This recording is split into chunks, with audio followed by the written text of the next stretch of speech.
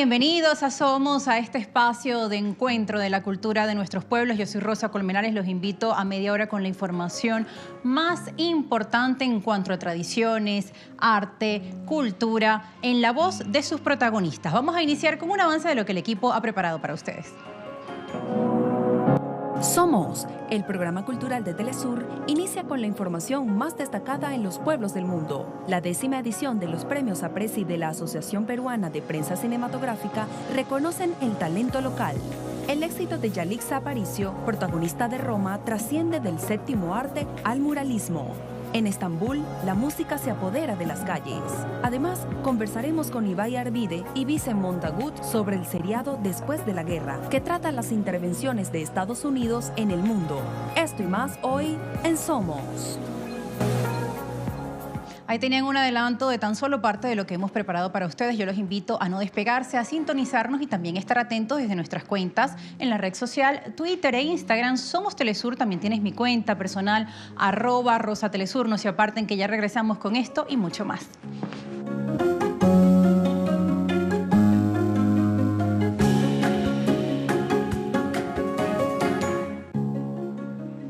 Ya regresamos con más de Somos. Les contamos que desde México se promueven los productos culturales de la cubana Casa del Caribe. Concursos, talleres especializados y rutas culturales se conforman por la Cuba Profunda, el renovado producto de la Casa del Caribe que se impulsa desde México.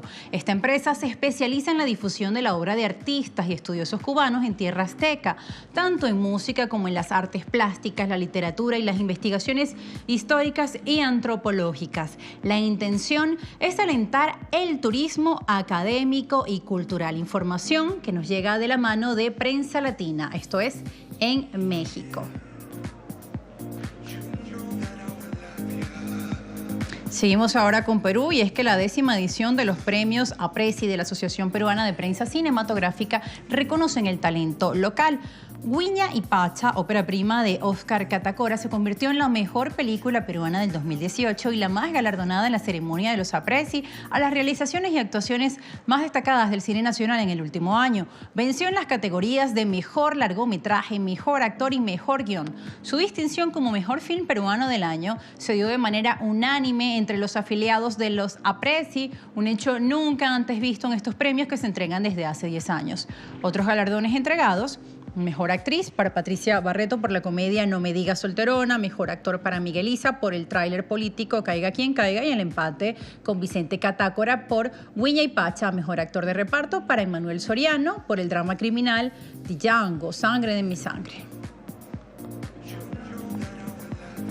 Y el éxito de Yalixa Aparicio, la actriz mixteca protagonista de Roma, trasciende del séptimo arte al muralismo, pues esta actriz mexicana de ascendencia indígena, Yalixa, nominada al Oscar a la mejor actriz por su papel en Roma de Alfonso Cuarón, inspiró a un colectivo de artistas La Pistola para la creación de un mural en la colonia Las Peñas. Esto está ubicado en Ixtapalapa. El mural en blanco y negro que recrea la escena en la que Yalixa, en su papel de Cleo, descansa sobre la cama de un hotel, una de las tantas icónicas escenas de fotografía que conforman parte de esta película de Alfonso Cuarón, súper premiada y con muchas más nominaciones por ganar.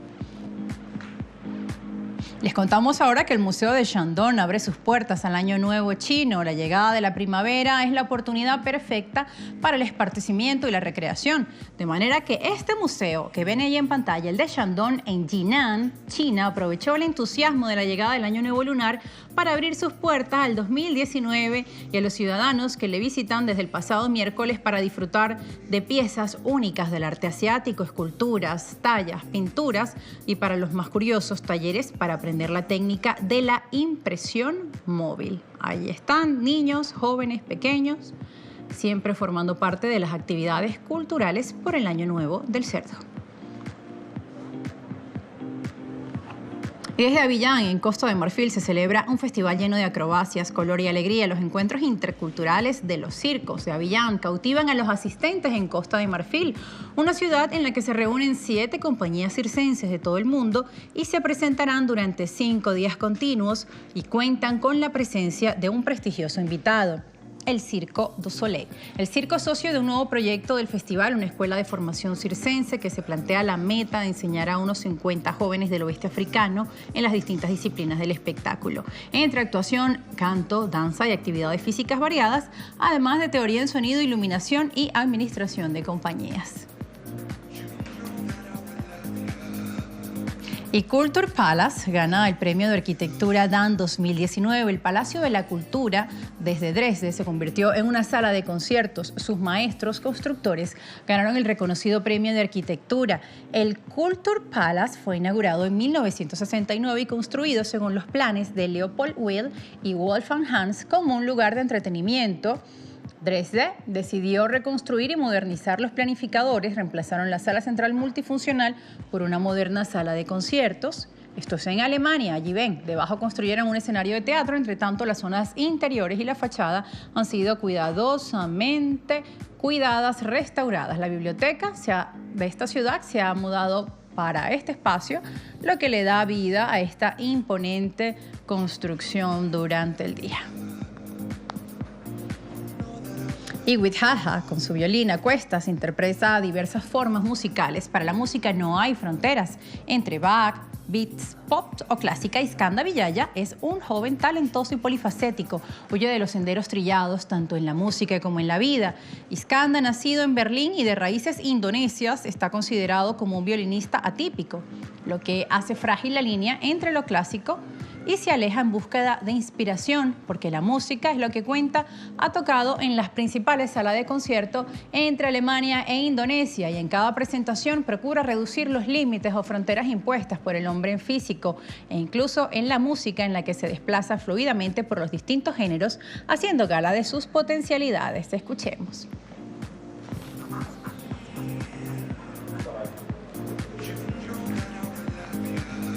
Es momento de hacer una breve pausa, no se aparte que ya regresamos con mucha más información en materia cultural aquí en Somos. Al regreso nos vamos a Turquía para conocer el arte callejero y luego no se aparte que tendremos aquí en vivo con nosotros a Ibai Arvide y Vicent Montagut para hablar del documental que estrena Telesur, Después de la Guerra. No se aparten.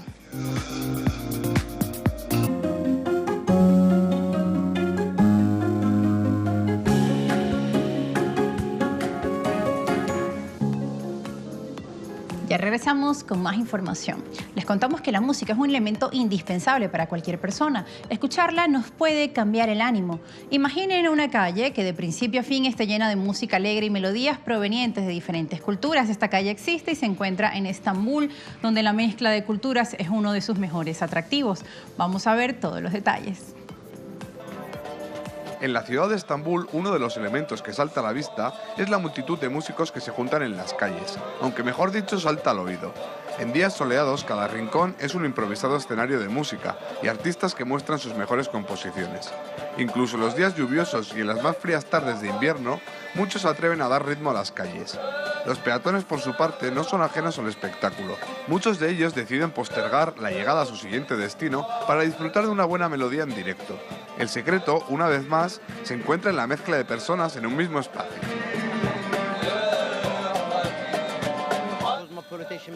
En todas las ciudades cosmopolitas y grandes convergen culturas y personas de todas partes del mundo.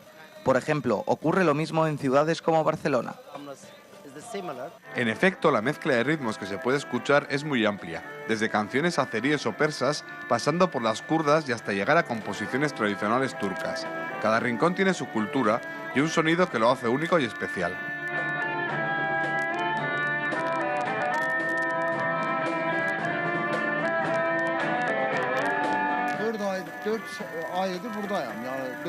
Llevo 4 años tocando en la calle. La gente se para y me da 1, 2, a veces hasta 5 liras. Lo hace incluso la policía. Eso me da para ganarme el pan. Turquía es un país maravilloso. La larga e histórica calle de Istiklal siempre ha acogido la música con los brazos abiertos, al igual que sus transeúntes. Sus músicas animan el día a día de una calle llena de negocios y comercios. Los más apasionados se detienen para observar el espectáculo que tienen ante ellos.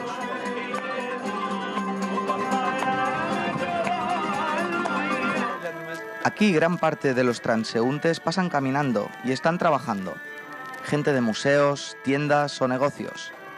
Lo mejor de todo es que todos los que están siempre por aquí quieren mucho a nuestro colectivo y disfrutan por igual. Entre la plaza de Taksim y la calle Istiklal hay mucha música. La ciudad a orillas del Bósforo, donde se citan las culturas, es una caja de sorpresas. Desde Estambul, Turquía, Aitor Chavarri, Telesur. Gracias a Aitor Chavarri por contarnos y traernos toda esa rica tradición desde Estambul, Turquía. Nosotros nos vamos a una nueva pausa. Recuerde seguirnos en nuestras cuentas en las redes sociales. Somos Telesur y a mi cuenta @RosaTelesur. Recuerden, al regreso estaremos hablando sobre el documental que estrena Telesur este domingo, Después de la Guerra. No se aparten, ya volvemos.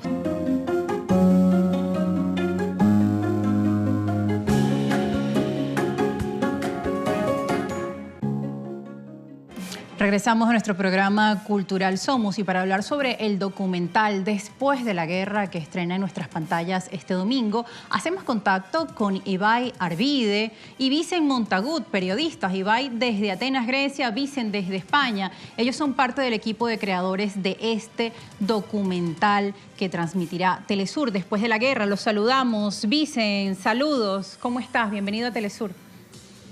¿Qué tal? Muy buenas noches desde España. Encantado de saludarte, Rosa.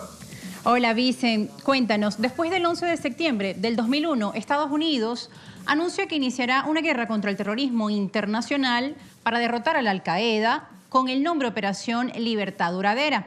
Recordamos allí, en esta época inicia la invasión a Afganistán. Después de esa guerra, ya han pasado 18 años. ¿Cómo es la situación en Afganistán? De eso se trata el capítulo que estrenamos este domingo. Cuéntanos tú, ¿cuáles son las consecuencias para los civiles en este país? ¿De qué va este episodio que nos traes a las pantallas?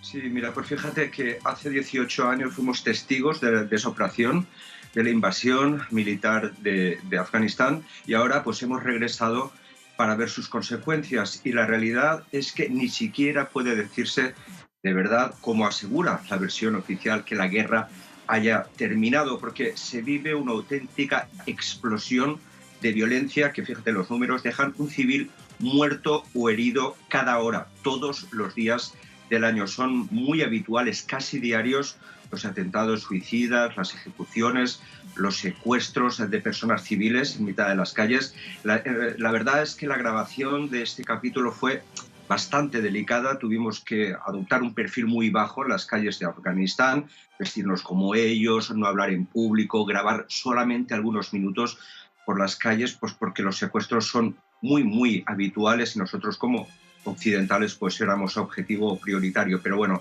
lo importante no somos nosotros, que nosotros hemos grabado y hemos conseguido salir de allí.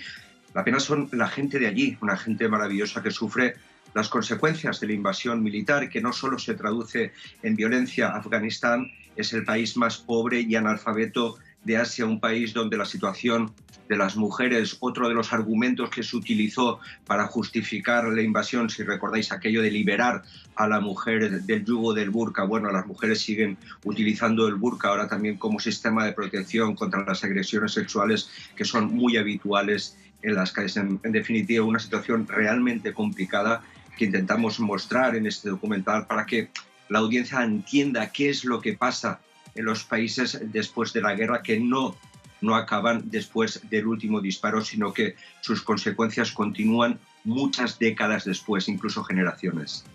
Así es, Vicent. Vamos a sumar a este análisis a Ibai Arvide desde Atenas. Saludos, Ibai. Bienvenido a Somos Telesur. Vamos a preguntarte, Ibai, uno de los documentales que se estrenan en este seriado habla también sobre la invasión de Estados Unidos en países latinoamericanos. Y recordamos también que Estados Unidos ha realizado distintas estrategias de intervención. Son muchas historias, muchas las consecuencias nada favorables para estos países. Ejemplo, caso Panamá.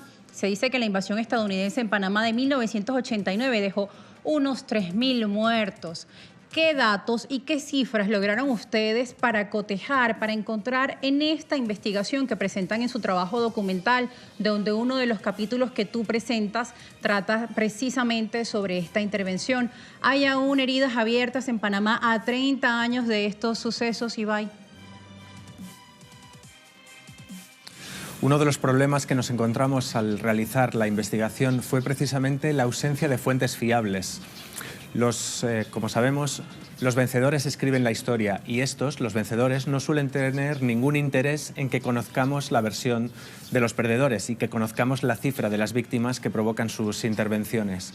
En Panamá, en concreto, aunque la intervención fue en 1989, se ha tardado muchísimos años hasta que las autoridades han aceptado tener una comisión de la verdad. Fue creada hace aproximadamente 3 años, a pesar de que han pasado casi 3 décadas. Y esta, además, todavía no ha establecido ninguna cifra concreta de víctimas. Son las propias víctimas las que están haciendo recuentos. Nosotros tuvimos la oportunidad de estar con algunas de ellas que impulsan una demanda contra Estados Unidos en la Corte Interamericana de Derechos Humanos, y son ellas mismas, estas víctimas, en barrios como El Chorrillo, sin contar con medios, sin contar con grandes infraestructuras, las que han ido recogiendo diferentes testimonios para poder impulsar esta demanda o para poder impulsar una cifra que podamos considerar válida de la invasión. Sí, Vicen y Ibai, quisiera una pregunta para ambos que participaron en todos estos trabajos documentales realizados sobre los resultados de la política de intervención de Estados Unidos en distintos países, tanto de Latinoamérica como del mundo. ¿Qué es lo que más les sorprende? ¿Qué elementos guardan en común en sus operativos? Inicio contigo, Vicen. Sí, fíjate, pues se sigue siempre el mismo patrón. Primero se promete libertad, democracia, progreso económico y luego en realidad nunca llega nada de eso. Es algo que hemos visto en Oriente Medio, en América Latina, como decía Ibai, en otras muchas regiones del planeta, y es algo de lo que nos dimos cuenta pues después de haber cubierto muchos conflictos armados. Nos dimos cuenta que todos tenían algo en común, ¿no? Lo vimos en los Balcanes, lo vimos en Afganistán, lo vimos en Somalia, lo vimos en Irak.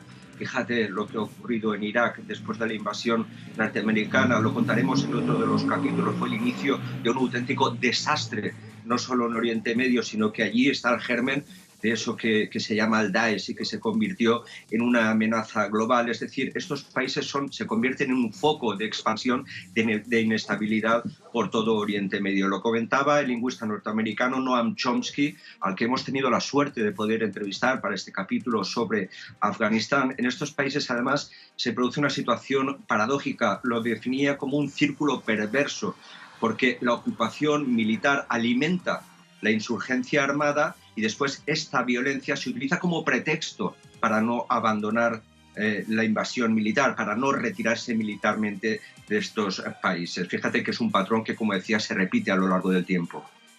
Ibai, ¿tú qué puedes aportar a esta discusión? Me hablaba Vicen que es un patrón que se repite. ¿Podrías tú darnos tu opinión desde Atenas? En Estados Unidos hemos analizado intervenciones en América Latina, en África, en Europa, en Oriente Medio, en Asia. Por lo tanto, cada una de ellas es lógico pensar que tiene sus propias características, su idiosincrasia, son procesos diferentes, pero nos hemos encontrado con muchos elementos comunes. El primero es que, aunque Estados Unidos interviene militarmente utilizando diferentes excusas, en unos casos son razones humanitarias, en otras son intereses políticos concretos, en otras quitar un gobierno, realmente se esfuerza en disimular los intereses militares, pero siempre con mucho menos disimulo hay detrás un interés económico. Es muy habitual que después de las intervenciones militares haya rondas de privatizaciones, haya transformación del tejido productivo en un sentido capitalista, haya un retroceso en los derechos sociales y haya, como decimos, una transformación en sentido neoliberal. Esto es muy común en todos los continentes, en todos los países que hemos analizado. Estados Unidos interviene militarmente, pero después las mismas empresas que apoyan esas intervenciones militares son las que directamente se benefician tanto de los recursos naturales como de las transformaciones que se dan en esos países por la fuerza. Gracias, Ibai. Nuevamente una pregunta para ambos. El presidente de Estados Unidos, Donald Trump, recientemente ha dicho que no descarta una opción militar en Venezuela. Vemos una nueva política de intervención de Estados Unidos en Latinoamérica. Después de realizar ustedes toda esta serie de trabajos de estas políticas intervencionistas de Estados Unidos en distintos lugares del mundo, ¿cómo ven ustedes la estrategia que está aplicando actualmente el gobierno de Washington hacia Venezuela? Vicen. Sí, Rosa, fíjate que en realidad sobre la estrategia de Trump no conocemos todos los detalles. Es algo que, por la experiencia que tenemos después de haber realizado esta serie documental, es algo que sabremos probablemente en el futuro, cuando se desclasifiquen alguno de esos documentos de alguna de esas agencias de inteligencia que suelen intervenir directamente en estos conflictos. Sobre Venezuela, pues imagínate, después de ver lo que han sido capaces de hacer a miles de kilómetros de distancia de los Estados Unidos, por ejemplo, en Oriente Medio, en países muy lejanos, pues para asegurar el control del petróleo, ¿qué no estarán haciendo ahora mismo en Venezuela, que lo tienen muy cerquita de los Estados Unidos y que tiene las mayores reservas probadas de petróleo del mundo? Veremos qué es lo que ocurre, porque además es un país que, claro, se atrevió a desafiar la hegemonía de los Estados Unidos y su modelo político y económico. Hay que tener mucho cuidado con las consecuencias de todo ello, lo hemos visto, las consecuencias son durísimas sobre la población civil cuando hay una intervención, ya sea militar o no convencional, porque estas intervenciones tienen consecuencias directas sobre el país, pero en ocasiones también sobre regiones enteras. Comentaba antes el caso de Irak. Fijaos las consecuencias que tuvo la invasión de Irak en todo el mundo árabe. Es decir, se convirtió en un foco de irradiación de la violencia en muchos lugares que han quedado desestabilizados también. Una intervención militar en Venezuela probablemente desestabilizaría todo el continente, sobre todo América Latina. Hay que tener muchísimo cuidado con esto. Espero que lo tengan mucho en cuenta, que el mundo no lo permita una vez más, Rosa. Así es, Vicen, esperemos que así sea. Antes de hacerte una última pregunta, vamos a escuchar ahora la opinión de Ibai Arvide respecto a las políticas intervencionistas de Estados Unidos en Venezuela. ¿Cuál es tu posición, Ibai? Venezuela es única, como son únicos todos los países, pero los elementos que están en juego ahora mismo en Venezuela son elementos que ya hemos visto a través de las investigaciones que hemos hecho para después de la guerra en diferentes países. La utilización de la retórica de una supuesta crisis humanitaria para intervenir militarmente. Esto es algo que hemos visto en diferentes países. La interposición de personajes que se presentan ante la opinión pública como líderes de una parte del país, pero que responden a intereses de las potencias injerencistas, es algo que hemos visto también en otros países. El intento de provocar enfrentamientos entre el pueblo y para así dar la imagen de una división o una fractura social y que esto permita la intervención externa es algo que también se ha visto en otros países. Venezuela, como decíamos, tiene características propias y Trump también tiene características propias respecto a otros presidentes norteamericanos de las décadas pasadas, pero subyacen elementos comunes tanto en Venezuela como en los países que hemos analizado en los 4 continentes en los que hemos estado realizando después de la guerra, como podrán comprobar los espectadores en los diferentes capítulos. Gracias, Ibai. Te despedimos. Me quedo con Vicen para cerrar. Una última pregunta, Vicen. Un hecho que llama la atención en Latinoamérica es que hemos visto incluso posiciones de algunas personas que quizá de forma inocente hablan de forma ligera que les parece oportuno incluso una intervención estadounidense. ¿Cuál es tu posición, Vicen, después de la guerra qué? Después de la guerra nunca acaba la guerra. La guerra dura muchísimo, durante muchísimo tiempo y durante muchísimo tiempo. Las consecuencias son tremendas. Y yo creo que nadie que conozca la guerra de verdad puede desear una intervención militar. La guerra no es nada más que un asesinato en masa y esto en los lugares donde ocurre quedan profundamente destruidos muchos años después. Espero que, el mundo fuerce una resolución política a través del diálogo de la crisis de Venezuela, porque los que hemos tenido la oportunidad profesional de ver las consecuencias directas de la guerra sobre la población civil, les podemos asegurar que, por favor, que no vuelva a ocurrir en ningún otro lugar. Hablábamos del capítulo de Afganistán. En Afganistán, fíjate que se ha convertido en una tumba de imperios, ¿no? Primero intentaron ocuparlo los británicos, después los soviéticos, ahora los norteamericanos. Lleva muchísimos años siendo intervenido militarmente. Y todo esto ha dejado heridas tan profundas en el país que es difícil saber de dónde viene cada herida, ¿no? Heridas sobre todo, ¿no? O sea, sobre la falta de perspectivas de futuro, sobre los traumas psicológicos que tiene la población civil. Uno de los protagonistas del documental es el director de un centro de ortopedia de Cruz Roja es una fábrica de piernas para las personas mutiladas como consecuencia de la violencia. Lleva fabricando miles y miles de prótesis, miles y miles de piernas durante más de 20 años. Y para aquellos que dicen, no, es que la guerra de Afganistán ya acabó. No, la guerra de Afganistán no acabó. Mienten los Estados Unidos, miente el gobierno de Afganistán, mienten también los talibanes. Por eso le preguntamos a una persona neutral, cómo estaba la situación. Pues nos decía que sigue atendiendo exactamente o aproximadamente el número de personas mutiladas como consecuencia de la guerra. Es decir, las consecuencias duran mucho tiempo después y es muy, muy difícil asegurar hasta cuándo va a seguir la violencia en Afganistán, hasta cuándo va a seguir la pobreza derivada de este proceso de violencia, la inestabilidad, la falta de oportunidades, la falta de derechos, la falta de avances democráticos. La resolución, la vía militar siempre debe ser la última de las opciones y desde luego no debe aplicarse como, digamos, forma de intervención en terceros países. Rosa. Muchas gracias, Vicen, por compartir con nosotros detalles sobre este seriado de documentales que demuestra la intervención de la política de Estados Unidos en distintos países del mundo, como siempre desde este espacio apostando a la paz, al diálogo. Nosotros nos despedimos con el tráiler del episodio de este fin de semana, Después de la guerra, capítulo Afganistán. Como siempre, tienen nuestras redes sociales para que nos hagan llegar sus comentarios. Reiterándoles esta invitación, con ella los dejamos. Hasta pronto.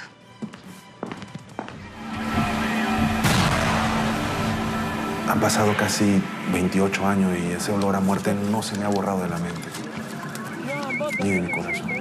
¿Qué pasa cuando las guerras dejan de ser noticia? No, the war is not finished. Absolutely not. So they can try this hooker, then they cancel it.